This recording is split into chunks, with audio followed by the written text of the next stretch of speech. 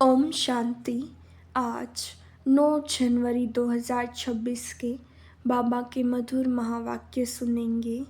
बाबा बोले, मीठे बच्चे, ग्रेट ग्रेट ग्रैंडफादर अर्थात सर्वधर्म पिताओं का भी आदि पिता है प्रजापिता ब्रह्मा, जिसके ऑक्यूपेशन को तुम बच्चे ही जानते हो। प्रश्न, कर्मों को श्रेष्ठ बनाने की युक्ति क्या है? उत्तर, इस जन्म का कोई भी कर्म पाप से छिपाओ नहीं। श्रीमत के अनुसार कर्म करो तो हर कर्म श्रेष्ठ होगा। सारा मदार कर्मों के ऊपर है। अगर कोई पाप कर्म करके छिपा लेते तो उसका 100 गुना दंड पड़ता है। पाप वृद्धि को पाते रहते, बाप से योग टूट जाता, फिर ऐसे छिपाने वालों की सत्यानाश हो जाती। इसलिए सच्चे बाप के साथ सच्चे रहो। ओम शांति। मीठे मीठे सिखिलाते बच्चे यह तो समझते हैं, इस पुरानी दुनिया में अब थोड़े दिन के हम मुसाफिर हैं। दुनिया के मनुष्य तो समझते हैं 40,000 वर्ष यहाँ और रहने का है। तुम बच्चों को तो निश्चय है ना, यह बातें भूलो नहीं। यहाँ बैठे हो तो तुम बच्चों को अंदर में बहुत गदगद होना चाहिए। इन आँखों से जो कुछ देखते हो यह तो विनाश होने का है। आत्मा तो अविनाशी है, यह भी बुद्धि में है। हम आत्मा ने पूरे 84 जन्म लिए हैं। अब बाप आया है ले जाने के लिए। पुरानी दुनिया जब पूरी होती है तब बाप आते हैं नई दुनिया बनाने। नई दुनिया से पुरानी, फिर पुरानी दुनिया से नई दुनिया। इस चक्र का तुम्हारी बुद्धि में ज्ञान है। अनेक बार हमने यह चक्र लगाया है। अभी यह चक्र पूरा होता है, फिर नई दुनिया में हम थोड़े से देवताएं ही रहेंगे, मनुष्य नहीं होंगे। अभी हम मनुष्य से देवता बन रहे हैं, यह तो पक्का निश्चय है ना। बाकी कर्मों पर ही सारा मदार है। मनुष्य उल्टा कर्म करते हैं तो वह अंदर खाता जरूर है। इसलिए बाप पूछते हैं, इस जन्म में ऐसे कोई पाप तो नहीं किए हैं। यह है ही छी रावण राज्य। यह भी तुम समझते हो। दुनिया नहीं जानती कि रावण किस चीज़ का नाम है। बापूजी कहते थे राम राज्य चाहिए, परंतु अर्थ नहीं समझते थे। अब बेहद का बाप समझाते हैं राम राज्य किस प्रकार का होता है। यह तो धुंधकारी दुनिया है। अभी बेहद का बाप बच्चों को वर्षाते रहे हैं। अभी तुम भक्ति नहीं करते हो। अभी बाप का हाथ मिला है। बाप के सहारे पिकर तुम विषय वैतरणी नदी में गोते खाते रहते थे। आधा कल्प है ही भक्ति ज्ञान मिलने से तुम नई दुनिया सतयुग में चले जाते हो। अभी तुम बच्चों को यह निश्चय है, हम बाबा को याद करते करते पवित्र बन जाएंगे, फिर पवित्र राज्य में आएंगे। यह ज्ञान भी अभी पुरुषोत्तम संगम युग पर तुमको मिलता है। यह है पुरुषोत्तम संगम युग, जबकि तुम चीची से गुलगुल, कांटों से फूल बन रहे हो। कौन बनाते हैं? बाप। बाप को जाना है। हम आत्माओं का वह बेहद का बाप है। लौकिक बाप को बेहद का बाप नहीं कहेंगे। पारलौकिक बाप आत्माओं के हिसाब से सबका बाप है। फिर ब्रह्मा का भी ऑक्यूपेशन चाहिए ना। तुम बच्चे सबका ऑक्यूपेशन जान चुके हो, विष्णु के भी ऑक्यूपेशन को जानते हो। कितना सजा हुआ है, स्वर्ग का मालिक है ना, यह तो संगम का ही कहेंगे। मूल वतन, सूक्ष्म वतन, स्थूल वतन, वह भी संगम में आते हैं ना। बाप समझाते हैं पुरानी दुनिया और नई दुनिया का यह संगम है। पुकारते भी हैं, हे पतित पावन आओ। पावन दुनिया है नई दुनिया और पतित दुनिया है पुरानी दुनिया। यह भी जानते हो बेहद के बाप का भी पाठ है। क्रिएटर डायरेक्टर है ना, सब मानते हैं तो जरूर उनकी कोई तो एक्टिविटी होगी ना। उनको आदमी नहीं कहा जाता है, उनको तो शरीर नहीं है। बाकी सबको या तो मनुष्य या देवता कहेंगे। शिव बाबा को तो न देवता न मनुष्य कह सकते, क्योंकि उनको शरीर ही नहीं है। यह तो टेम्पररी लिया है।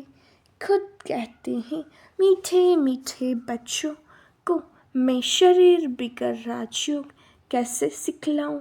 मुझे मनुष्यों ने ठीक कर भीतर में कह दिया है, परंतु अभी तो तुम बच्चे समझते हो मैं कैसे आता हूँ। अभी तुम राजयोग सीख रहे हो, कोई मनुष्य तो सिखला न सके। देवताओं ने सतयुगी राजाई कैसे ली, जरूर पुरुषोत्तम संगम युग पर राजयोग सीखे होंगे। तो यह सिमरन कर अभी तुम बच्चों को अथाह खुशी होनी चाहिए। हमने अब 84 का चक्र पूरा किया है।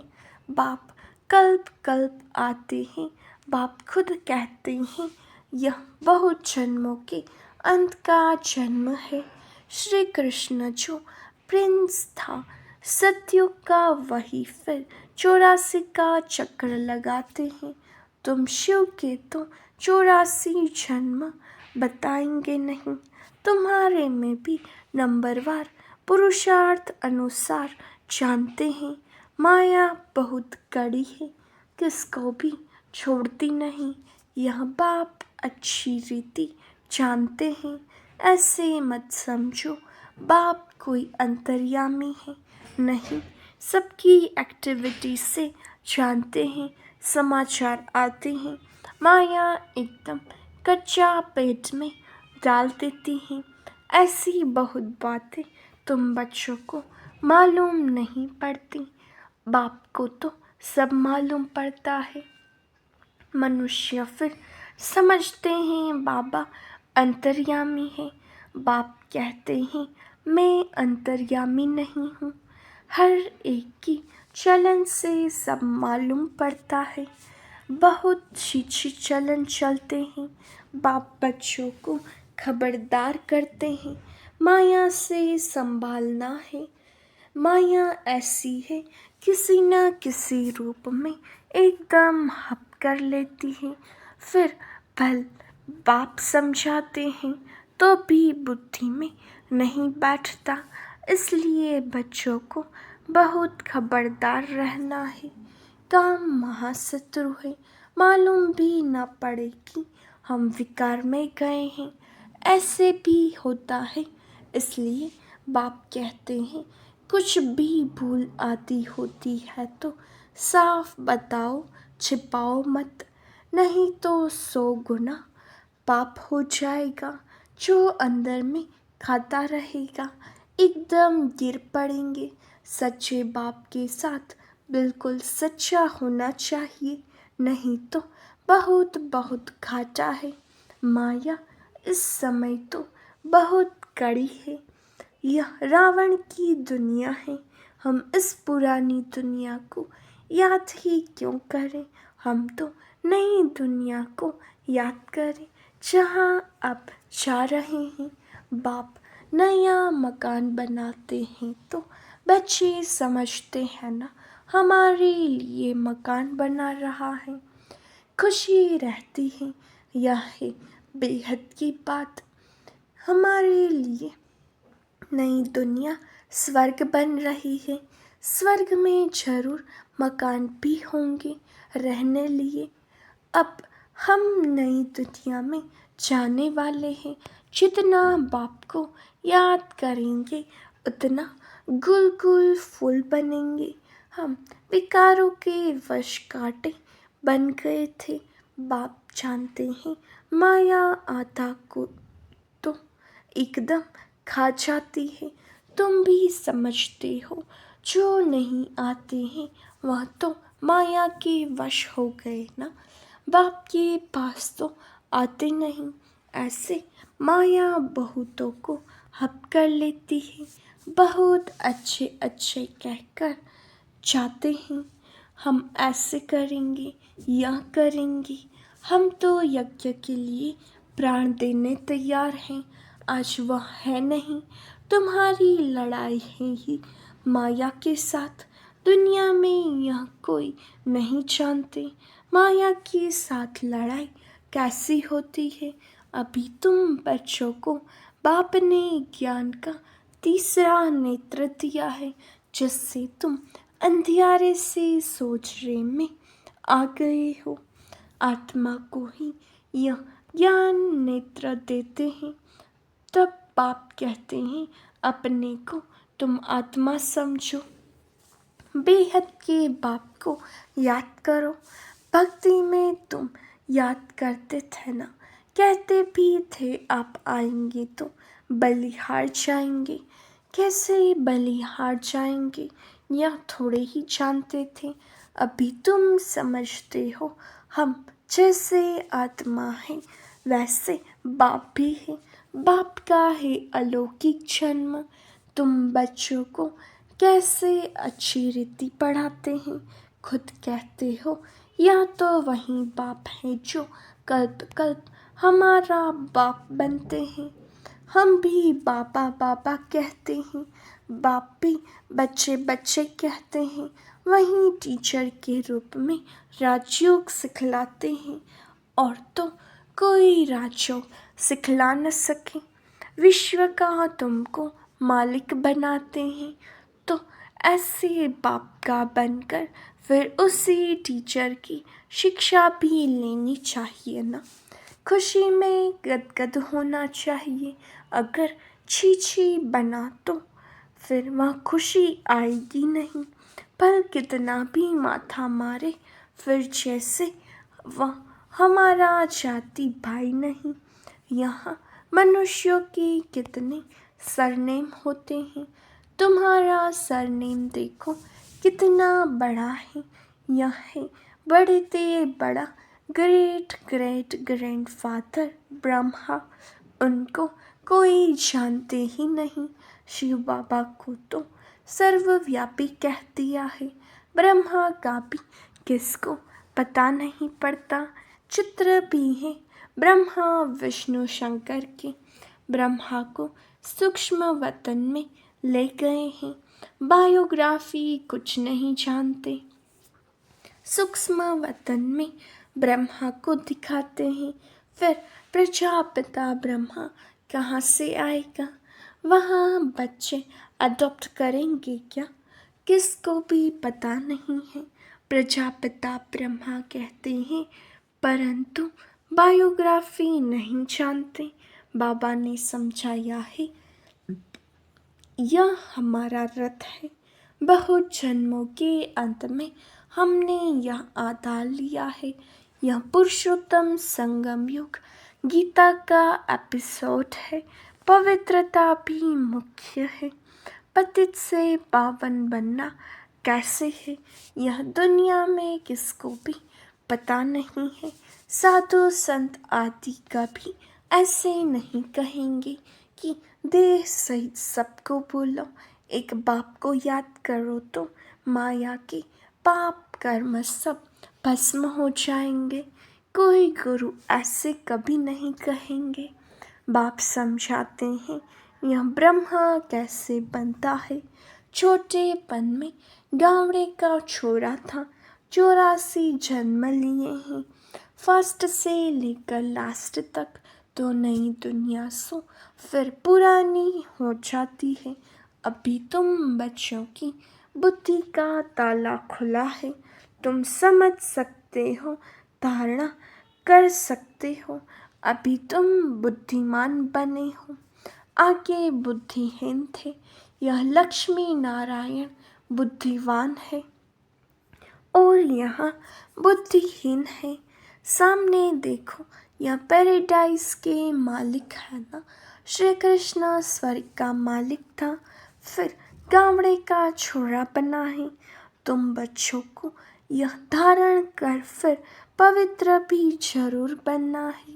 मुख्य है ही पवित्रता की बात, लिखते भी हैं बाबा। माया ने हमको गिरा दिया, आंखें क्रिमिनल बन गई। बाप कहते हैं अपने को आत्मा समझो, बस अब तो घर जाना है। बाप को याद करना है थोड़े टाइम के लिए, शरीर निर्वाह के लिए। कर्म घर फिर हम चले जाते हैं। इस पुरानी दुनिया के विनाश के लिए लड़ाई भी लगती है। यह भी तुम देखना कैसी लगती है। बुद्धि से समझते हैं हम देवता बनते हैं तो हमको नई दुनिया भी चाहिए, इसलिए विनाश जरूर होगा। हम अपनी नई दुनिया स्थापन कर रहे हैं श्रीमत पर। बाप कहते हैं मैं तुम्हारी सेवा में उपस्थित होता हूँ। तुमने डिमांड की है कि हम पतितों को आकर पावन बनाओ, तो तुम्हारे कहने से मैं आया हूँ। तुमको रास्ता बताता हूँ बहुत सहज, मन मना भव। भगवान वाच है ना, सिर्फ श्री कृष्ण का नाम दे दिया है। बाप ने नेक्स्ट, बाप के नेक्स्ट हैं श्री कृष्ण। यह परम धाम का मालिक व विश्व का मालिक। सूक्ष्म वतन में तो कुछ होता ही नहीं, सभी से नंबर 1 है श्री कृष्ण, जिसको बहुत प्यार करते हैं। बाकी तो पीछे पीछे आए हैं। स्वर्ग में तो सभी जा न सके, तो मीठे मीठे बच्चों को हट्टी खुशी रहनी चाहिए। आर्टिफिशियल खुशी नहीं चल सकती। बाहर से किस्म किस्म के बच्चे बाबा के पास आते थे, कब पवित्र नहीं रहते। बाबा समझाते थे विकार में जाते हो तो फिर आते ही क्यों हो। कहते थे क्या करें, रह नहीं सकते। बाबा रोज आता हूँ, न जाने कब कोई ऐसा तीर लग जाए। आप बिकर सदगति कौन करेंगे। आकर बैठ जाते थे, माया बड़ी प्रबल है। निश्चय भी होता है बाबा हमको पतित से पावन गुलगुल बनाते हैं, परंतु क्या करें, फिर भी सच तो बोलता था। अब जरूर वह सुधर गया होगा। उनको यह निश्चय था इन द्वारा ही हम सुधरेंगे। इस समय कितने एक्टर्स हैं, एक के फीचर्स ना मिले दूसरे से, फिर कल्प बाद उसी फीचर से पार्ट रिपीट करेंगे। आत्माएं तो सब फिक्स है ना, सभी एक्टर्स बिल्कुल एक्यूरेट पार्ट बजाते रहते हैं, कुछ भी फर्क हो नहीं सकता। सभी आत्माएं अविनाशी हैं, उनमें पाठ भी अविनाशी नोंधा हुआ है। कितनी समझाने की बातें हैं, कितना समझाते हैं, फिर भी भूल जाते हैं, समझा नहीं सकते हैं। यह भी ड्रामा में होना है। हर कल्प राजाई तो स्थापन होती ही है, सतयुग में आते ही थोड़े हैं। सो भी नंबरवार, यह भी नंबरवार है ना। एक का पाठ एक ही जाने, दूसरा कोई जान नहीं सकता। अच्छा, मीठे मीठे से खिलते बच्चों प्रति माता पिता बाप दादा का याद प्यार और गुड मॉर्निंग। रूहानी बाप की रूहानी बच्चों को नमस्ते। हम रूहानी बच्चों की रूहानी बाप दादा को याद प्यार नमस्ते, गुड मॉर्निंग, ओम शांति। शुक्रिया बाबा, शुक्रिया। धारणा के लिए मुख्य सार। पहले पॉइंट, सच्चे बाप के साथ सदा सच्चा रहना है, बाप पर पूरा पूरा बलिहार जाना है। दूसरा, ज्ञान को धारण कर बुद्धिमान बनना है, अंदर से हड्डी जिगरी खुशी में रहना है। कोई भी श्रीमत के विरुद्ध काम करके खुशी गुम नहीं करनी है। वरदान, ड्रामा की पॉइंट की अनुभव द्वारा सदा साक्षीपन के स्टेज पर रहने वाले अचल अडोल भव। ड्रामा की पॉइंट के जो अनुभवी है वे सदा साक्षीपन की स्टेज पर स्थित रह एक रस अचल अटल स्थिति का अनुभव करते हैं। ड्रामा के पॉइंट की अनुभवी आत्मा कभी भी बुरे में बुराई को न देख अच्छा ही देखेगी, अर्थात स्वकल्याण का रास्ता दिखाई देगा। अकल्याण का खाता खत्म हुआ, कल्याणकारी बाप के बच्चे हैं, कल्याणकारी युग है। इस नॉलेज और अनुभव की अथॉरिटी से अचल अटल बनो। स्लोगन, जो समय को अमूल्य समझकर सफल करते हैं वह समय पर धोखा नहीं खाते। अव्यक्त इशारे, इस अव्यक्ति मास में बंधन मुक्त रह जीवन मुक्त स्थिति का अनुभव करो। ज्ञान खजाने द्वारा इस समय ही मुक्ति जीवन मुक्ति का अनुभव करना है। जो भी दुख और अशांति के कारण हैं, विकार हैं, उनसे मुक्त होना है। अगर कोई विकार आते भी हैं तो विजयी बन जाना है, हार नहीं खानी है। अनेक व्यर्थ संकल्प और विकल्प विकर्मों से मुक्त बनना यही जीवन मुक्त अवस्था है। अच्छा, ओम शांति।